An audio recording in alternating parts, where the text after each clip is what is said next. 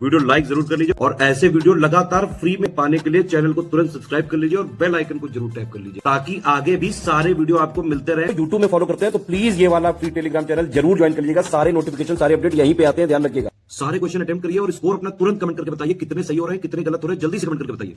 नाम है वैभव और आप लोग देख रहे हैं UPPSC best online coaching YouTube channel. दोस्तों आज की इस वाले वीडियो में हम लोग जो 780 पेजेस के पीडीएफ को कवर अप कर रहे हैं उसी क्रम में आगे बढ़ते हुए कुछ इंपॉर्टेंट पॉइंट्स को यहाँ पर कवर अप करेंगे। अगर आपने अभी तक इस पीडीएफ को देखना स्टार्ट नहीं किया है वीडियो के माध्यम से तो मैं आपको सजेस्ट करूँगा कि सबसे पहला काम करिए कि चैनल को सब्सक्राइब करिए। उसके बाद आप प्लेलिस्ट में जाइएगा, वहाँ पर प्रीवियस जितने भी वीडियोज़ अभी तक आ चुके हैं वो सारे वीडियोज़ जो हैं वो गिवन हैं। एक एक करके सारे वीडियोस को देखिए। अगर आप लोग समीक्षा अधिकारी के लिए प्रयासरत हैं या फिर आगे आप उत्तर प्रदेश पीसीएस की तैयारी करना चाहते हैं, सो इन सबके पॉइंट ऑफ व्यू से ये जो हमारी सीरीज़ है ये बहुत ही ज़्यादा इंपॉर्टेंट है।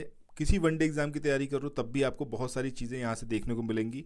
और ये जो पर्टिकुलर सब्जेक्ट हैं, चाहे हिस्ट्री, ज्योग्राफी, एनवायरनमेंट, किसी की भी बात करें, सारे ही सब्जेक्ट आपके कवर अप हो जाएंगे। ठीक है, बहरहाल अब जो है स्टार्ट करते हैं आज के अपने सेशन को और एक एक करके यहाँ पर सारे पॉइंट्स जो हैं वो कहीं अगर आप लोग नहीं इसको परचेस करना चाहें इस पीडीएफ को, सो मैं आपको सजेस्ट करूँगा कि आप लोग जो है नोट डाउन करते रहिएगा। अदरवाइज़ सबसे बढ़िया चीज़ यही है कि आप इसको परचेस कर लें तो आपको बहुत ज़्यादा बेनिफिट रहेगा। ठीक है, चलिए सबसे पहला जो हमारा आज का पॉइंट है इसमें हम लोग मौत की घाटी या फिर डेथ वैली इसके बारे में बात करेंगे। तो यूजुअली क्या होता है, एग्जामिनेशन में आपसे लोकेशन पूछी जाती है। ठीक है, सो डेथ वैली कहाँ पर है? जो पूर्वी कैलिफोर्निया है, पूर्वी कैलिफोर्निया में मोजाबे रेगिस्तान में एक ही रेगिस्तान है जिसको डेथ वैली के नाम से जाना जाता है या फिर मौत की घाटी। और ये जो पूरा रेगिस्तान है ये ग्रेट बेसिन रेगिस्तान की सीमा से लगा हुआ है। सो ये तो आगे चले नेक्स्ट क्वेश्चन को देखें। इससे पहले कुछ एक इन्फॉर्मेशन है आप लोगों के लिए जो बहुत इंपॉर्टेंट है। अगर आप लोग उत्तर प्रदेश पीसीएस की तैयारी कर रहे हैं, आप आरओ की तैयारी करना चाहते हैं, बीईओ की तैयारी करना चाहते हैं, इन तीनों एग्जाम की अगर आप तैयारी करना चाहते हैं तो स्टडी फॉर सिविल सर्विसेज के कोर्सेज को आप ज्वाइन कर सकते हैं कंप्लीट तैयारी के लिए। ये वन स्टॉप डेस्टिनेशन है, यहाँ पर आपको सब कुछ मिलेगा जिसमें स्टडी मटेरियल रहेगा, टेस्ट सीरीज रहेंगी, पेड क्विज रहेंगी, सब कुछ आपको एक ही जगह पर मिलेगा। और ये सब कुछ सफिशिएंट होगा आपके एग्जाम को क्रैक करने के लिए, एग्जाम को निकालने के लिए। लेटेस्ट ग्रुप स्टार्ट हो चुके हैं और उन ग्रुप में आपको एडमिशन लेने के लिए सिंपली जो ये नंबर मैं आपकी स्क्रीन पर लिख रहा हूँ इन नंबर्स पर आप कॉल कर सकते हैं। 8564-880530 इस नंबर पर आप संपर्क कर सकते हैं। इसके अलावा 9696066089 इस नंबर पर कांटेक्ट कर सकते हैं या फिर आप 7523864455 इन तीनों में से किसी भी नंबर पर कॉल करके आप हमसे संपर्क कर सकते हैं और ये लेटेस्ट ग्रुप जो है इसमें आप एडमिशन ले सकते हैं। दो पॉइंट है, एक तो इसकी लोकेशन कि जो पूर्वी कैलिफोर्निया है उसमें मोजाबे रेगिस्तान में एक ये रेगिस्तान है और ग्रेट बेसिन जो रेगिस्तान है उसकी सीमा से ये मतलब लगा हुआ है, उससे सीमा साझा करता है। दूसरा पॉइंट जो नॉर्थ अमेरिका वाला मतलब नॉर्थ अमेरिकन कॉन्टिनेंट है उसका ये सबसे निचला बिंदु है। इन पॉइंट्स को एज इट इज़ आपको याद रखना है। ठीक है, सो नॉर्थ अमेरिका जो कॉन्टिनेंट है उसमें ये सबसे निचला बिंदु है। और तीसरी और सबसे इम्पॉर्टेंट बात कि ये जो है महाद्वीप मतलब जो आपका पूरा उत्तरी अमेरिका है उसका सबसे गर्म और सूखा भाग है।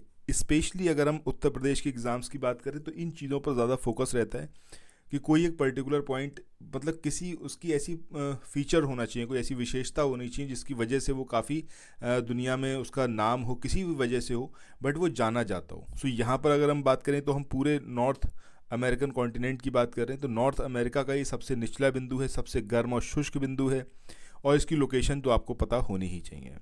इसके बाद नेक्स्ट यहाँ पर हम बात करते हैं क्यूबा की। अब ये जो क्यूबा है सबसे पहले वही कि आपको इसका पता होना चाहिए एग्जैक्टली ये कंट्री है कहाँ पर, लोकेशन। तो क्यूबा जो है आपका वेस्ट इंडीज़ में एक कंट्री है। अब वेस्ट इंडीज़ की जब हम बात करते हैं तो इसमें ग्रेटर एंटिलीज़ और लेसर एंटिलीज़ ये दोनों आते हैं। ठीक है, सो ग्रेटर और लेसर एंटिलीज़ या फिर हम कहें तो वेस्ट इंडीज़ और मतलब उसमें ये सिचुएटेड एक कंट्री है। अब ग्रेटर एंटिलीज़, लेसर एंटिलीज़ और बहामास तीनों को इंक्लूड करके क्या बोला जाता है, वेस्ट इंडीज़ बोला जाता है।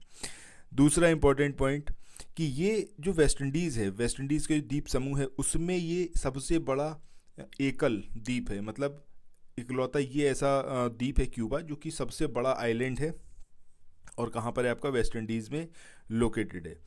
थर्ड पॉइंट की बात करें कि क्यूबा जो है ये कर्क रेखा के ठीक दक्षिण में लोकेटेड है, साउथ में लोकेटेड है, ये पॉइंट भी और याद रखना है।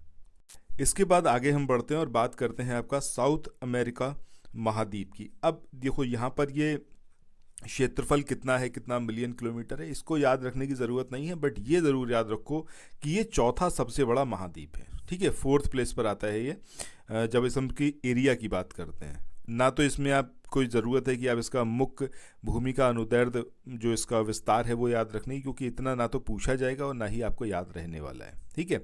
बट ये कहाँ से कहाँ तक है, इसका जो एक्सट्रीम पॉइंट्स हैं उसकी अगर हम बात करें तो पॉइंट परिनास जो कि पेरू में है, पॉइंट परिनास जो कि पेरू में है, और वहाँ से लेके आपका केप ब्रांको जो कि ब्राज़ील में है, तो ये इसकी एक्सटेंशन पॉइंट है।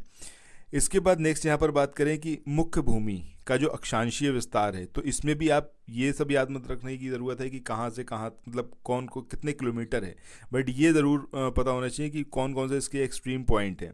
सो इसमें आता है आपका पॉइंट गैलिनास जो कि आपका कोलंबिया से, पॉइंट गैलिनास से लेके केप हॉर्न जो कि चिली तक है, ठीक है। तो पॉइंट गैलिनास जो कि कोलंबिया में लोकेटेड है, और जो आपका केप हॉर्न आता है जो कि चिली तक है, तो ये पूरा यहाँ पर ये विस्तृत है। समुद्र तट कितने किलोमीटर लंबा है, इसको स्किप कर सकते हैं। अब यहाँ पर नंबर ऑफ कंट्रीज़ आपको याद रखनी है कि नंबर ऑफ कंट्रीज़ कितनी है, तो इन टोटल कितनी है, 12 है ये।